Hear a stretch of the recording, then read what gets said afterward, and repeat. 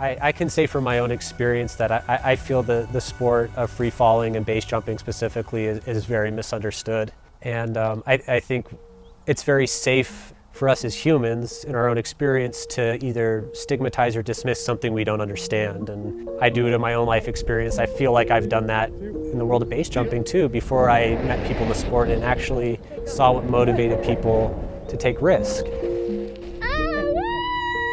Wow.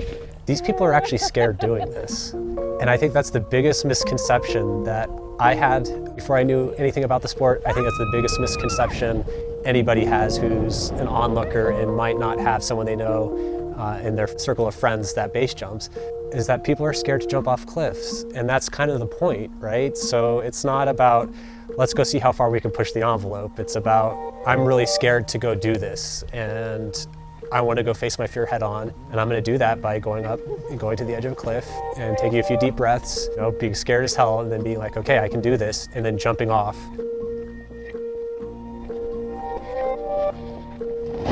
As a metaphor to something bigger in life is that we all have fears, and these individuals choose to face their fear by doing it head on. This is all you, bro. That's your lane.